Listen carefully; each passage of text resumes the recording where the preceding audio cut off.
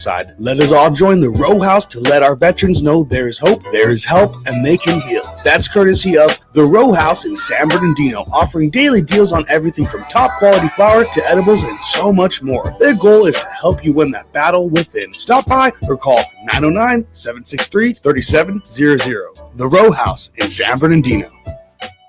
There's never been a better time for men to be whoever they want to be, yet it's never been less clear who men really are. Guys Guy Radio, starring author and Guys Guy Robert Manni, is coming to KCAA every Wednesday at 8 p.m. Whether it's relationships, sex, wellness, or spirituality, join Robert as he interviews the experts and shares his insights on building a world where men and women can be at their best. Guys Guy Radio. Better men, better world. KCAA.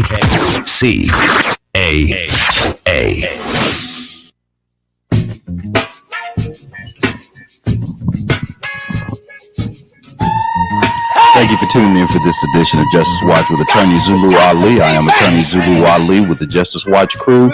Rosa Nunez, Michael Bilal Clark, Dr. Kil Bashir, Andrea Roderman, and Ryan Rose. This week, like every week, we'll be discussing critical legal and social justice issues that are impacting our community. It's almost that time. Yes, your boy is about to come in. For the second time again. You ready for that? Yeah. So I mean, he's already him and the Democrats are already clashing already over this whole situation about the fires here in LA. Oh yeah. He's being extremely critical, of the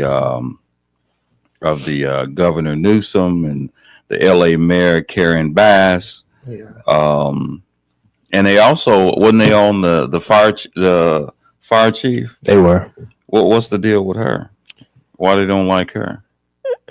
They were saying she was underqualified when she's clearly not. But hey, I know that they were talking about a situation where I believe there was a budget, and that basically that due to the fact that she somehow cut funding or some sort of resources that made them more vulnerable to or being understaffed, to deal with the wildfires that are going on. So, yeah, that's another thing. So he's already ready on it, about, the Democrats and, going after everybody. So that's crazy, man. Yeah. Is that what you expected? Yeah, pretty much. Yeah, he's real critical about the fire hydrants and stuff like that going dry and blaming it on the governor and stuff like that. So the fire hydrants going dry. Yeah, not being enough water. Yeah, they don't have enough water, so they take it to the ocean in order to put the fires out, and stuff like that. So you want me to be devil's advocate? Go ahead, do your thing. Did they respond the way they should have? Is there an argument that could be made that, you have a major metropolitan city like Los Angeles, has a budget and people in a budget that's larger than many countries. And this situation, because it's not like is it a mystery that we have that California has problems with fires? No. And then it comes and then you're not prepared for it. Yeah. No. You know what I mean? And this just seems like, was it, I don't know. Could you make an argument they didn't do what they're supposed to do? Now, again, I'm just being devil's advocate. I don't want nobody sending me no slick I just emails. don't think they expected what happened. Yeah. And I don't think they was prepared to deal with it because they didn't expect to happen. So, but isn't that what preparedness is being prepared for those things that you normally wouldn't expect? For sure. Yeah. In other words, so I'm just curious if we actually dealt with it the way that they should, And so does he have a point? He does. Living here and being new here to the city only a couple of years, I would say there's a number of things I feel like LA doesn't necessarily take care of in the way that they should. Like, of course, like you can speak to the fire thing. For as big as LA is, as big as LA County is, to not be prepared for something that has always been discussed as something that could be as big as what we're seeing. Yeah, that's a red flag. There's other aspects of like transportation. For as big as Los Angeles is, the transportation, as far as like public transportation, is terrible. Yeah, it's crazy. It's terrible, and it's been that way for years. And like you see them expanding now, but even then, like it's not as probably detailed and as thorough as like a Chicago, which is like a perfect example of a transportation system. So like there's things where LA does fail, and you could argue for sure that, you know, as far as these natural disasters, that could be one of them for sure. Yeah. So I mean, is it, you know, is he? I mean, is it? What you say? I'm saying that they wasn't prepared. They wasn't prepared because they didn't expect it. They didn't expect I mean, you're looking at years of having fires and stuff like that. I mean, compared to what we having right now, I mean, nothing sums up to this amount. And so I think they were underprepared as far as like that. So I think that he does have a valid point. But in situations like this, although he has a valid point, I don't think that this is the time in order for him to criticize. I think it's a time for him to kind of support, because when you excuse me, when you look at it, it's really not about, Gavin Newsom or Karen Bass. It's about the people, know, and I think that this is a time for him not so much to criticize them, but to put forth effort in order to assist them. Yeah, he should. I mean, but he ain't gonna do that. Yeah. And I mean, now what's going to happen is they're going to be relying heavily on the federal government for funding. They're going to need a lot of money in this situation.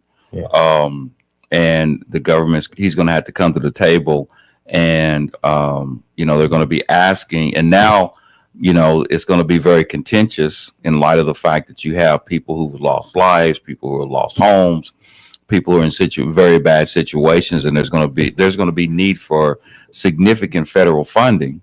Yeah. And so, how is that going to work out when you're going to have, him criticizing the governor and the mayor?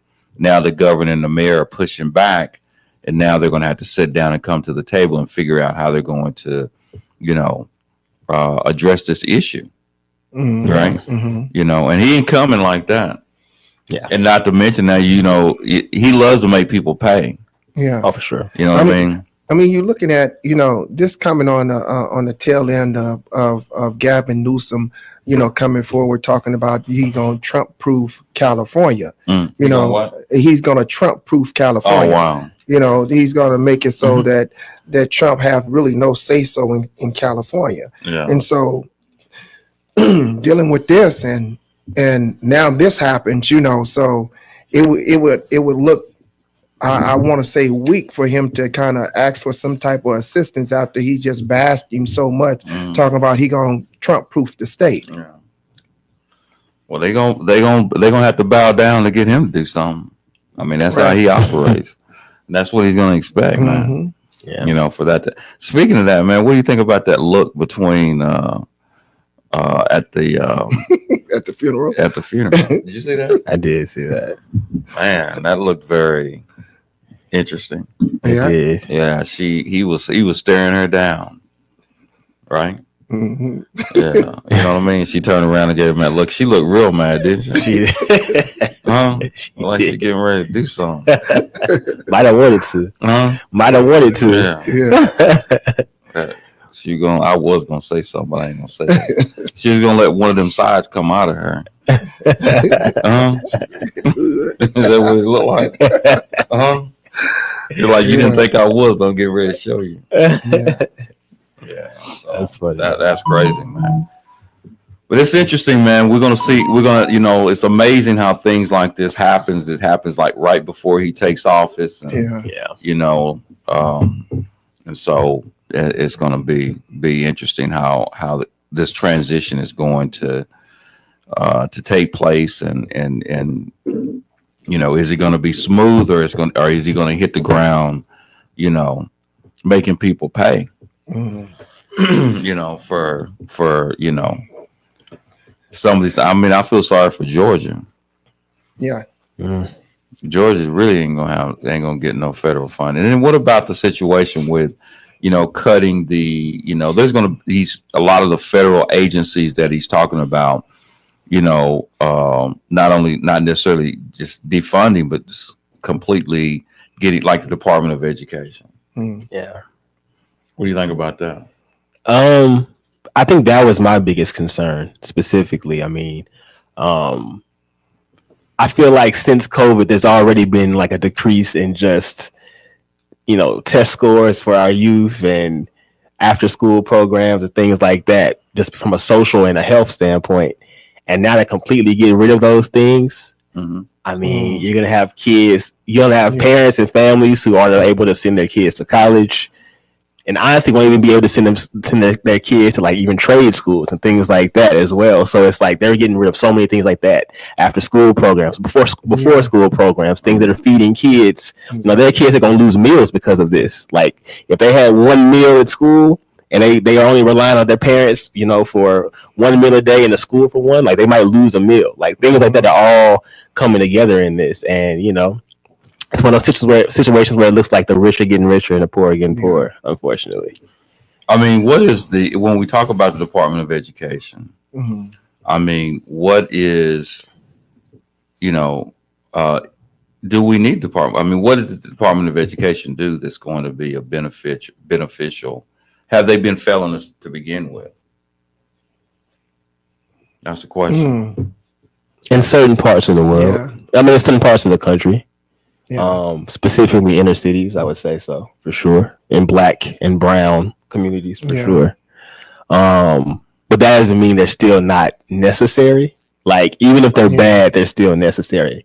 Now I think the smart decision would be to put more money into those communities. Correct. Because for the most part, when you see crimes and things like that, these crimes aren't happening just because they're happening because of lack of access, to opportunities and the resources.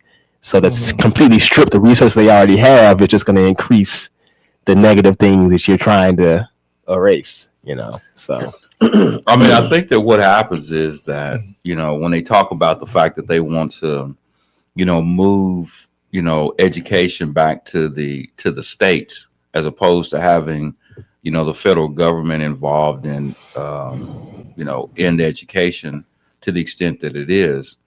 Is that a valid point? Ooh, I don't think it's a good point. Due to the fact that I think that, depending on who you have in office that governs that particular state, it's gonna sway in regards to how they do the educational curriculum in that state. I think you should keep it on a broader scale, so it's just even across the board, opposed to them having a particular say so in educational curriculum, how they see fit to do it. I think it's going to be pretty unbalanced if you allow them to do it like that. Yeah. You think so? Yeah. What do you mean by unbalanced? Take for instance, excuse me. Take for instance how the governor, of Florida, how he wants to eliminate certain aspects of what's taught inside of the educational curriculum. Right. I mean, it's valid that certain or it's necessary for certain things to be taught in order for our kids to understand exactly where they came from, and then he wants to eliminate it. Eliminate the fact of educating certain things as Ethics group, yes. Yeah. As far as like pulling out anything about, Martin Luther King, the civil rights movement, those things, our kids need to know in order, where they came from in order to know where they're going, the things that they fought for, I believe that are valid. Yeah. So let's talk about what the four main functions of the Department of Education is. One, establishing policies on federal financial aid for education and distributing, as well as monitoring those funds. Collecting data on America's schools and disseminating research. Focusing national attention on key educational issues and prohibiting discrimination and ensuring equal access to education.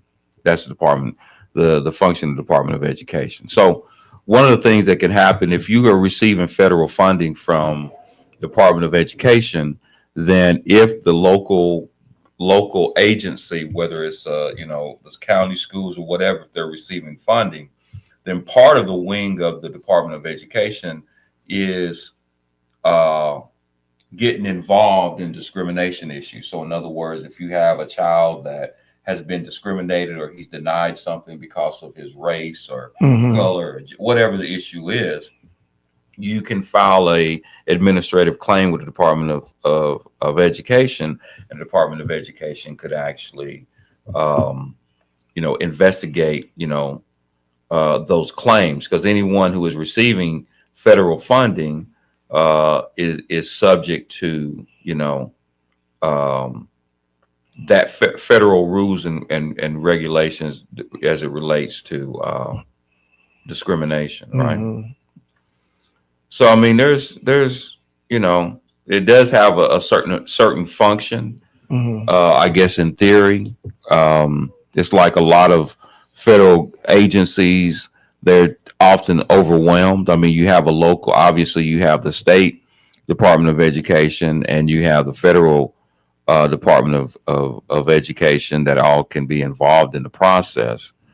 And actually, Department of Education is ironically, Jimmy Carter is the one who is the one that was actually the president at the time that the Department of Education was actually established. And, so that's an interesting situation there. But I mean, then we talk about the issue of the states that aren't allowing certain people to teach certain things in schools. Yeah. Right.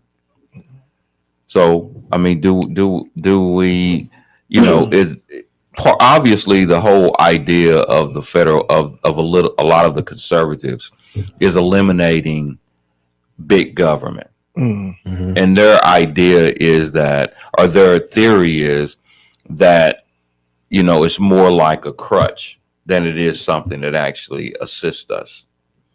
You know what I mean?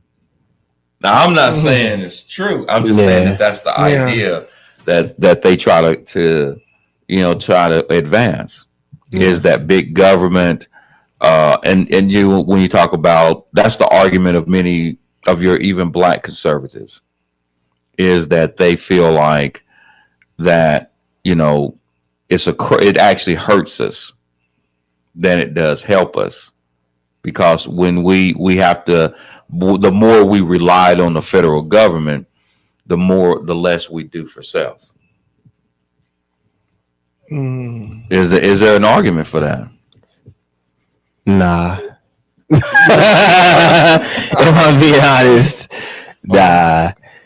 I mean, I just think that if you leave it up to people, man, like Bilal was saying, bro, it depends on who's running the state, man.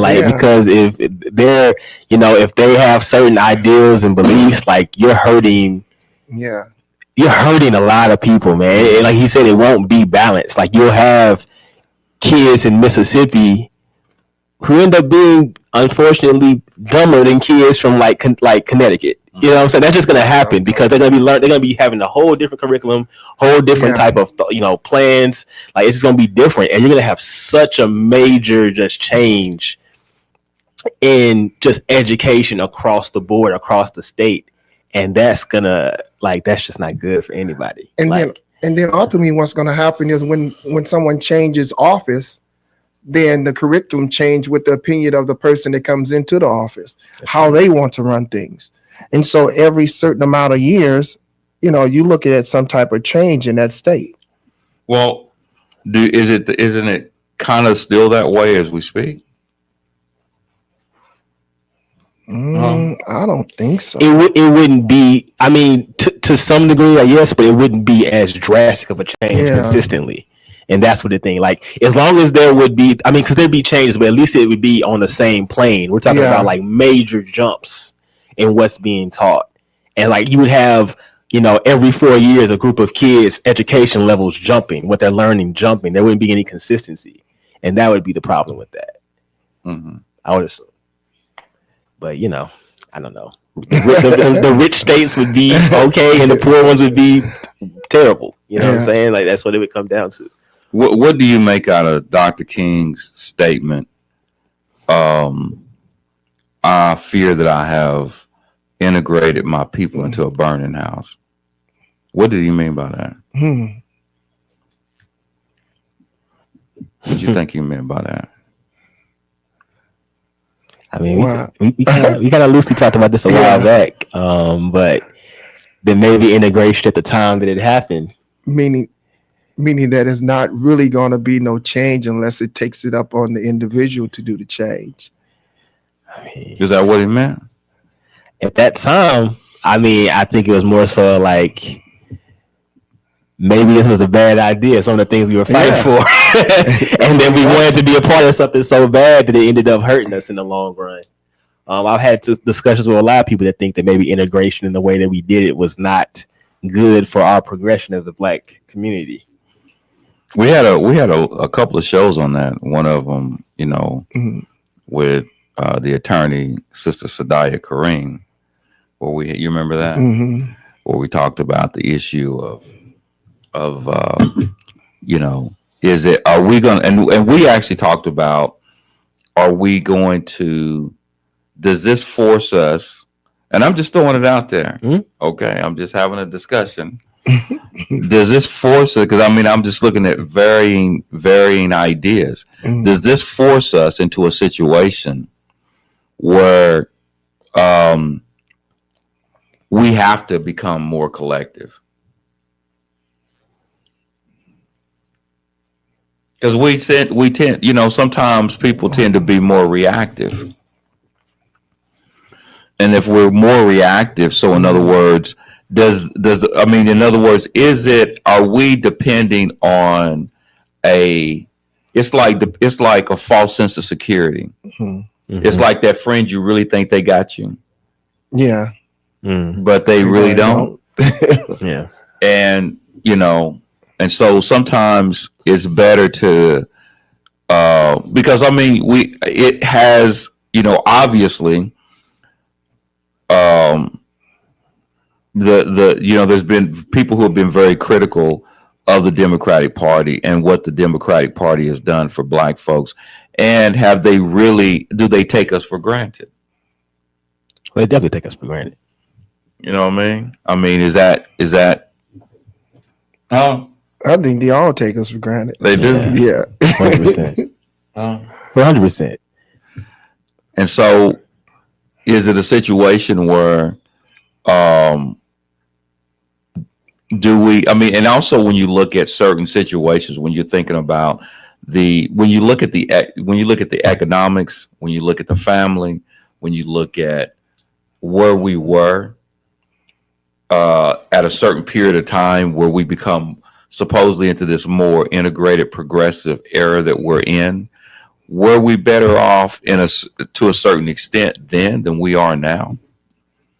There's people that would make that argument. Yeah. And would it be a legitimate argument? Are we better off? And what you mean? You saying, are we better off? I'm trying. Where are we better off? It's hard to say. So in other words, I'm saying that basically there is something very, I think there is some necessity about the collective movement of our people, right? And being collective means that, you know, sometimes circumstances create necessity. It creates us to, you know, work together on certain things and understand that we have to do certain things. Yeah. And sometimes the times that we tend to seek to be the most collective is when we face crisis. Yeah. Yeah. I mean, so in other words, expose crisis, because I'm just saying it's like this stuff never goes away. Correct. Right. It's never like it never went away. It wasn't like, okay, when the Democratic Party was in office, there was no discrimination, there was no racism, and we cool.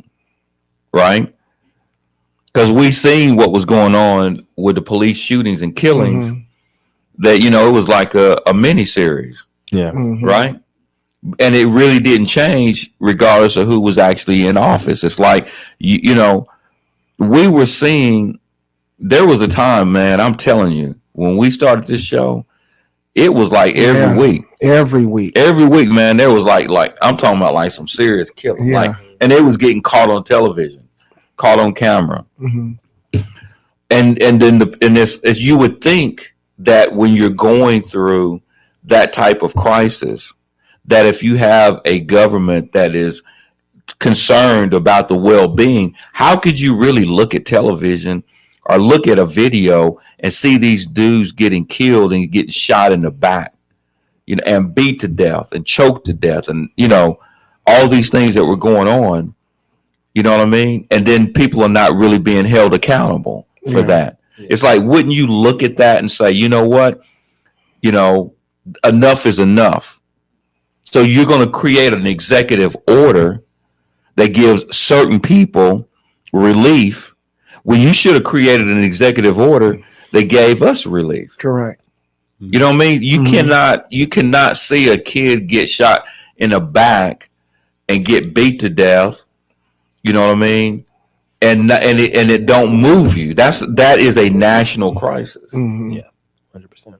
You see what I'm saying? Yeah. So and so the whole time is that I'm sitting here thinking, you know, as you look at a young man getting shot by law enforcement in the back, or seeing this young man getting strangled to death, or seeing these young men getting beat to death, and during that time, even during the different administration, did we come out and figure out, you know, and then they tell you whenever you complain and whenever you talk about it and you relate it to some of the things that happened in the past, they always tell us to forget about it. Forget about it. You're living in the past. Right?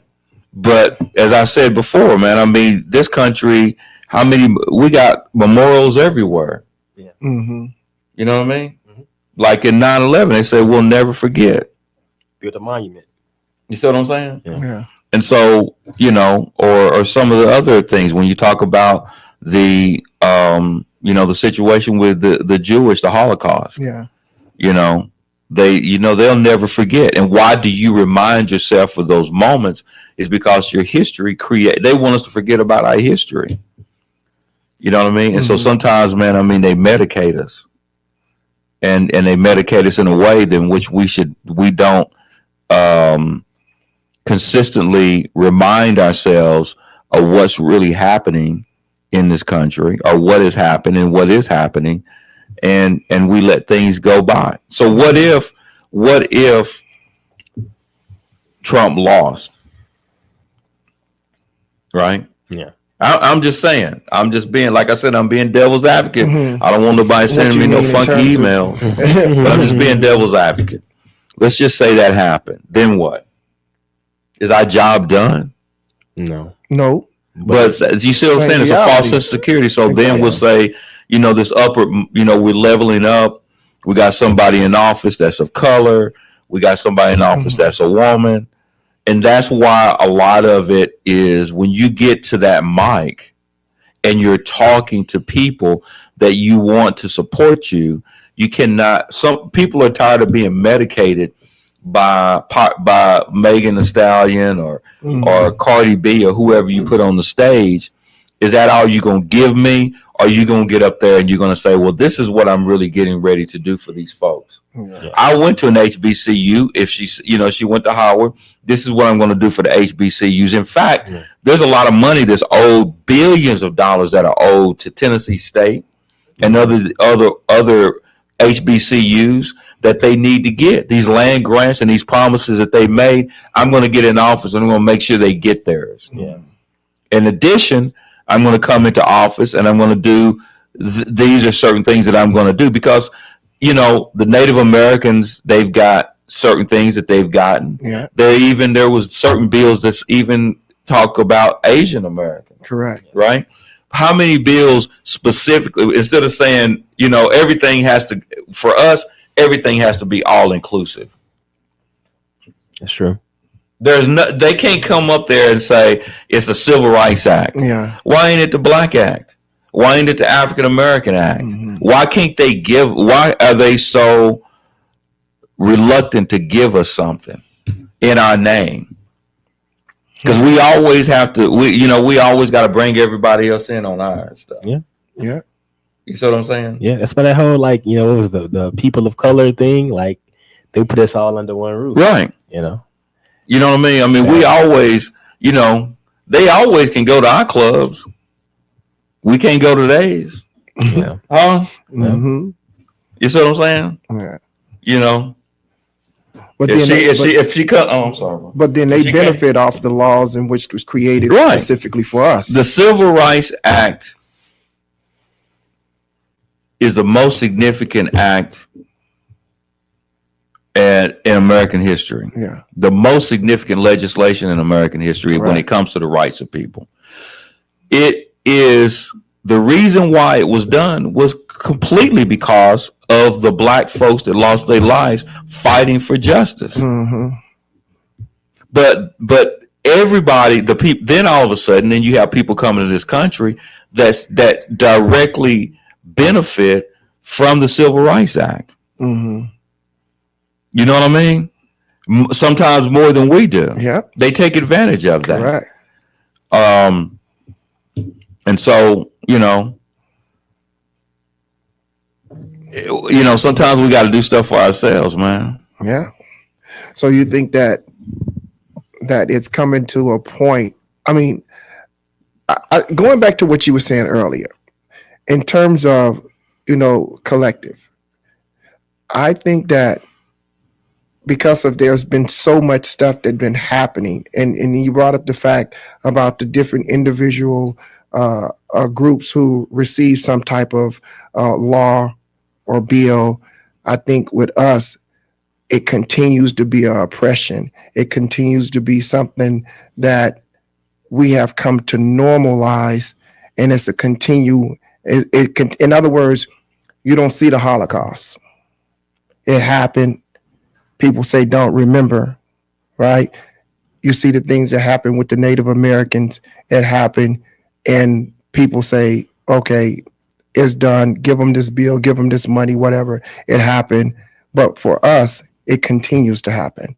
If you understand what I'm saying, it's like what's going on with us continues to happen every single day. And because people have seen it every single day, they think that it's normal. People begin to normalize it. So you don't see people coming together, collectively to try to stop anything of its nature. That's why I say when you saw the thing with what happened to the young man over in New York, you saw that one march, but that's the only thing you saw. Because it's so normalized now, people just see it for that moment and go on about their life. And that's it. That's all. Because I think that one of the problem, I'm not going to call it a problem, but I think one of the things that makes our struggle extremely unique is that when we identify with each other, I mean, they've created, in essence, they've created the circumstances created a culture, if that makes any sense. So what I mean by that is that, as African Americans, they've made it a color thing, right? Mm-hmm. So discrimination was based which was unique. It was based purely on color. Mm-hmm. And we're forced into certain things of being treated a certain way based solely on the color of our skin as opposed to our culture. So it's just like, let's just be frank. There is no such thing as a Asian culture. Mm. No. There's Chinese, Japanese, Koreans. Those people they relate to each other not based upon color. They based upon each other based upon culture, right? The same thing with Africans. They don't call themselves Africans. They say, I'm from Ghana. Nigeria. I'm from Nigeria. You see what I'm saying? Yeah. They're the same color, but they don't see each other as the same people because they have different cultures. Exactly. Mm-hmm. The same thing with Latin Americans. There's not really a Latin American culture. Hondurans, Colombians, mm-hmm. Mexicans, and they set trip hard when it comes to El Salvadorians and Hondurans and Colombians, mm-hmm. and those sort of things. But for us, because they brought us here and made it a color thing, then it becomes a little bit more difficult because we are banded together by a similar past. Mm-hmm. You know what I mean? Although we were people that were brought here from different areas of the continent, that was what the one thing that we have in common is the fact that we were mistreated by certain people. And then we had to come together because of the way that we treated. So it makes it a little bit more different. And in the process, what makes us the same is that we also suffer from the same trauma and psychosis. Mm. You know, it was 400 years of traumatic experience. Yeah. That's what we have in common, is 400 years of being traumatized and being victims of a crime against humanity. Yeah. And that's what we have in common. And because we are so traumatized, we're so reluctant to treat people the way that people treated us. And so when it comes to situations, we overcompensate, you know what I mean? Yeah. For that trauma. You know what I mean? So when the people come in there, it's like, you know, I mean, you know, we're not going to do, like I said, they can come to the club. They can come to the cookout, right? They can come to the church. They can come wherever we accept everybody wherever they come. Yeah, sometimes correct. they treat us, we treat them better than they treat us in our own spaces. Yep. But we can't go there. And the reason why is because we are not going to do to, and they're so fearful of it. That's why they're so fearful, is because they think that we're going to do to them what they did to us. Correct. So they have to keep, you know what I mean? Mm-hmm. You know, so that's where the stronghold comes from. The fear is still there. You know what I mean? And so it's just like, you know, there's biblical stories about that, about why you see what I'm saying? Yeah. Mm-hmm. About how you're going to treat certain people because you did so much dirt to somebody else that you scared that they're going to do the same thing to you. And that puts us in a unique situation because now we have to be, you know, we're very mindful of being mistreated because, you know, we do some bad stuff to each other too. Yeah. And we do need to begin to start addressing that and actually dealing with that with the same intensity that we deal with, you know, the way that, you know, that we deal with the way when other people treat us that way.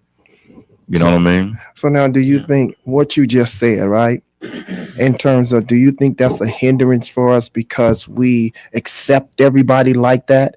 In other words, it goes back to what you were just saying about Martin Luther King, about he afraid that he's integrated us into a burning house.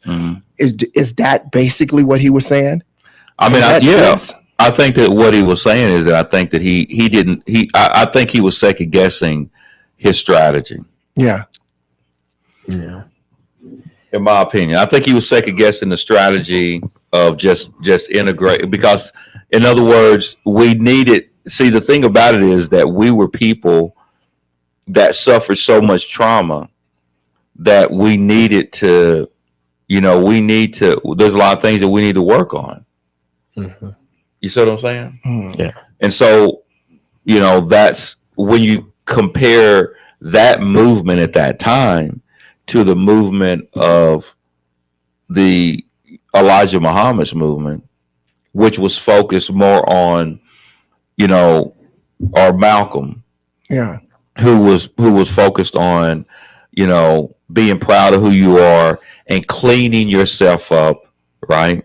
It was a focus on the individual. Now, when you think about what he was able to accomplish and the people that I think it's a very overlooked time period in American history, and it's overlooked as to what they were able to accomplish because they went to the downtrodden and built them up. You see what I'm saying? Yeah. And so that was a different, you see what I'm saying? Yeah. As opposed to, you know, the other movement of just saying, let me just integrate. Then if I integrate, then all the problems go away. Yeah. Yeah. And it just never went that way. And so now what happens is that when we're looking, now that's kind of like the broader way of some of these conservatives. Some of them are just, I don't even want to say, Too far but gone. that's their argument. Their argument is that, you know, a lot of it is skewed in a lot of ways. And I don't think that, I don't think the Republican Party is the answer. But I think that they see it as the answer. Because the politics, no matter what, whether it's Republican or Democrat, then none of them's going to solve all our problems. Exactly. Yeah. And that's where they get it twisted. Mm-hmm. You know what I mean? So in other words, and we're not, and that's the reason they get it twisted is that because that's not what we're saying that we should. For those who do, then that's not a good way of looking at it. But many of us understand what politics are, and politics are politics. Yeah. And it's only going to get us so far. And we have to keep that in mind. But for them, they believe that politics is the end all to be all. And it's not. You know what I mean? Mm-hmm. We just have to figure out, and they're looking at the conservative party as saying, you know, the Republicans like they even go back and talk about the history of the Republican Party, which makes absolutely no sense because we know that the Republican Party is not the same party it was after Reconstruction. Absolutely. And they're giving me a lecture on, you've seen those? Oh yeah. Black people used to be like, Yeah. I mean, you know what I mean? So you're like, and then like, oh, like a light bulb comes over in your head, like, oh, really? You know what I mean? Like that meant that basically the Republican Party of post Emancipation Proclamation is the same. Yeah. And there was a switch. I mean, in other words, we know that that's not. Mm-hmm. Yeah. So that's kind of where we are. But anyway. So Zulu, what can we expect? You know, with Trump, with January 20th, what can we expect out of this? I mean, like. The day of. A lot of chaos. Yeah. A lot of chaos and I think that we're just going to, we're going to see a little bit of what we've seen before. Yeah. Mm-hmm. You know what I mean? I think it's going to be, you know, the whole idea of it's going to be total controversy. People are going at each other. Yes, it's going to be a lot of chaos. Yeah. Yeah. And you see it already, like, not basically, I think there's supposed to be like some type of contract or like documents you're supposed to like sign as far as like transitioning, as far as like getting your whole office and all the tech and everything together, and he's already like missed deadlines. Like they're not abiding by those rules already. So he said he's going after that prosecutor within 2 seconds of him being in office. Yeah, I mean, you come on, going after the prosecutor that got him. Yeah, I can see that. He's got a bone to pick, man. Mm-hmm. You know what I mean? So he gonna make people pay.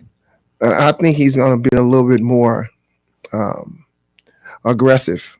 We're gonna have to start spitting on fires out here in California if he gets in office. Let the whole thing go to the ground. You know what I mean? He ain't gonna, you know. Yeah, I just think he's coming in office with I mean, his head is really big now, knowing that he won this election, you know, and thinking that he's beyond power, you know, in a sense. So I think he's gonna come in a little aggressive, you know, more than what you know, on his first term. And I think that we can, like you say, I think we can expect some serious chaos. Yeah.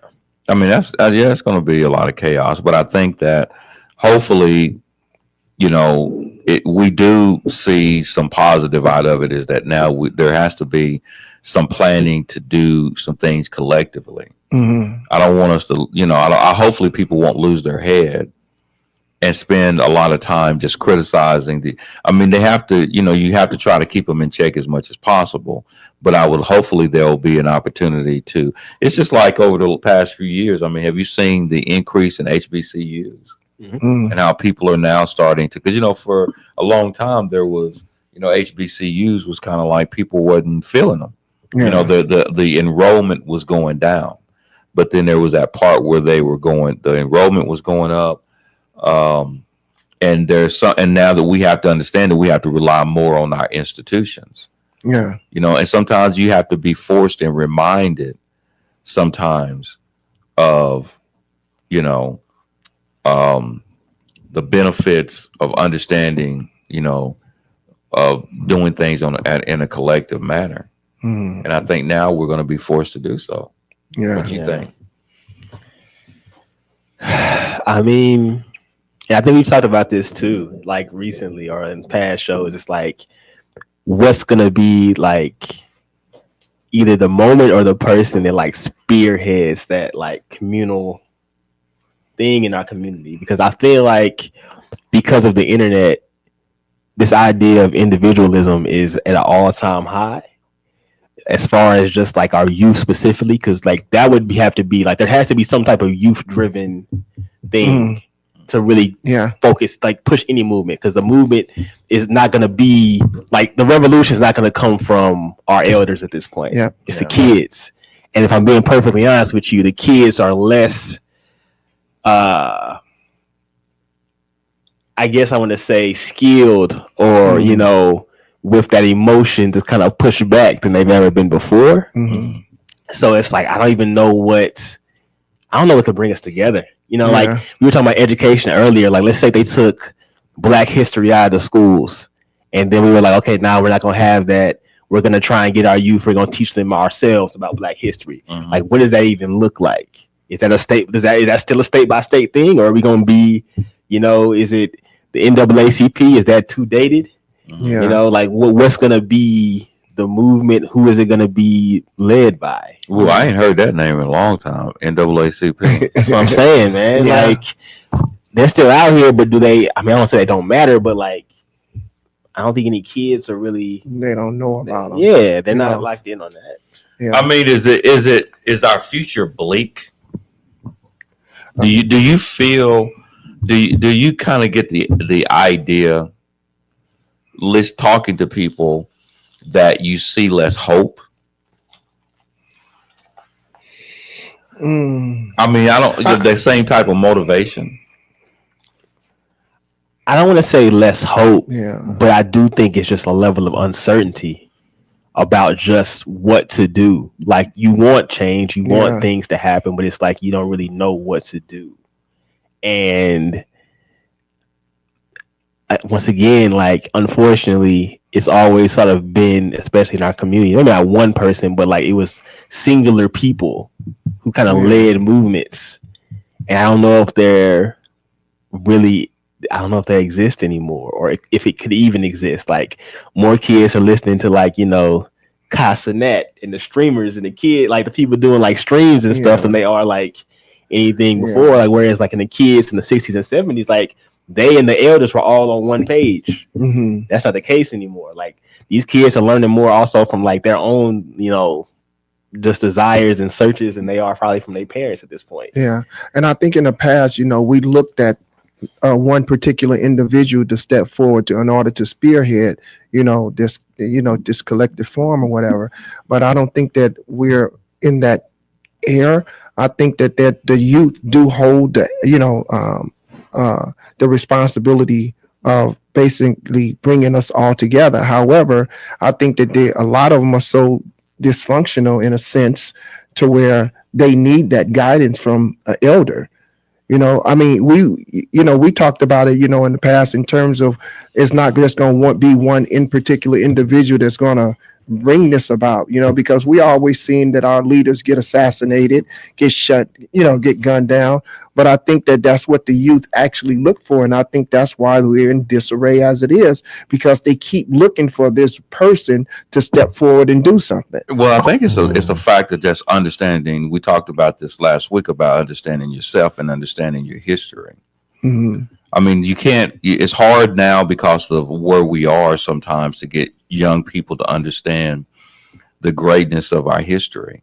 And, and understand, like how do you take how much pride do we now take in Black excellence? What does it really mean?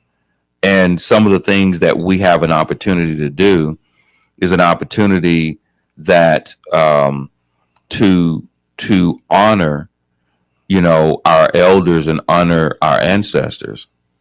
We don't see it that way anymore. Yeah. You know what I mean? And so it's when you don't have respect for your elders and you don't have respect for your ancestors, then you're doomed for there's going to be problems. Mm-hmm. And we don't focus on that anymore. We don't see, we take so much for granted. We take so much for granted as to those people, what they were able to sacrifice in order for us to be in this situation that we're in. And now people aren't respecting that anymore. Mm-hmm. And so now if you have kids that don't see that and don't see, they're, so removed from understanding the sacrifices in order to get to where we are, then, what does it mean? Mm-hmm. You know what I mean? And so I think that's the bigger issue. I mean, how many people, how often do we think about our ancestors? How, before that was really, look at the 70s. What was the mantra? Black and proud. Exactly. Or as we move towards, like into the 80s or the late 80s, where you have filmmakers who were making some of these even in the entertainment, where we talk the Public Enemy, and what they were talking about. Malcolm X. Everybody was wearing X hats. Yeah. Everybody was reading the autobiography of Malcolm X. Yeah. People were looking at they were rehashing that whole pride thing. Mm-hmm. And the movies that were being made and some of the people that we were looking at. And, if you talk to a kid right now, you say, what about Medgar Evers? Yeah. What about Dr. King? What about Malcolm? What about all these great people who did all these great things? You know what I mean? Mm-hmm. And reading these books, going to black bookstores, reading these black academics who are writing certain things, talking about, Shakante Diop, or talking about Dr. Naeem Akbar, talking about Dr. Molefe Asante, talking about all of these individuals who were great, great minds and, understanding, the continent and what we contributed to humankind. Ivan Van Sertima. Mm-hmm. I mean, all these things that would motivate you to understand who you are and to move forward, it's not there anymore. I mean, how often we don't talk about that, you know what I mean? And the kids don't move the way that they used to. Yeah. And that, understanding, it's different. Yeah. But at some point we got drove away from that. You know what I mean? And I think we talked about it before. I mean, I don't know if it was what do you mean drove away? In other words, if you look at coming out of the 60s to the 70s to the 80s, like you say, once we got to the 80s, we saw the X hats and we saw all of this stuff, and coming into the 90s, but it seems like we got away from. If we don't look, I can tell you this. This is my opinion. If we don't get back there, if we don't get back to respecting our elders and respecting our ancestors, then, we got problems. Mm-hmm. We got huge problems. And people don't, they don't have those discussions today and see it. That's what drives me. I can just tell you that for me personally, there's literally not a day that I wake up that I don't at some point in time think about my ancestors. Yeah. Not one day. Mm-hmm. You know what I mean? And to think that there was a time to think about what they had to go through. Could you imagine? I just imagine in your mind being on a plantation, being treated like a farm animal, going through all this, and they survived. For us to be in a privileged position, and then look at what we do. Look at how we talk. Look at how we act. And to the extent, I mean, I get frustrated. It frustrates me. Yeah. It frustrates me with all the young people, not all the young people, but it frustrates me of being put in this position and knowing, all the struggles all the way up until this point of people who lost their lives for us to be in this position, and now we have no respect for it. We just think that we just take it for granted, and it's it's troubling for me. And then we're so selfish, because one of the things that we really paid attention to back in the day is bringing people with you as a collective. Yeah. You know what I mean? Because we understand that we had that common struggle, but now, we don't see it that way. And we're going to have a hard time going forward if we don't start looking back. Yeah. You know what I mean? Yeah. That's the way I see it. I know I'm preaching today, and I've been preaching for the last couple of days, but hey, man, we're going to have to get on that bat, trying to teach these kids, man. Yeah. You know what I mean? They don't want to hear it. That's the problem. They don't think it even exists anymore. And it's gonna, it shouldn't take an LAPD butt whooping in order for you to understand what's going on. Yeah. You know what I mean? Did I get off the subject? I'm mad. Yeah, Joe, did I get off the subject? About to get back. It all goes hand in hand. I'm just ranting. Yeah. But anyway, we appreciate everybody for tuning in, and we'll see you next week. Same time, same place, same channel. And until that time, stay blessed. Listening to KCAA Loma Linda at 106.5 FM, K293CF Moreno Valley.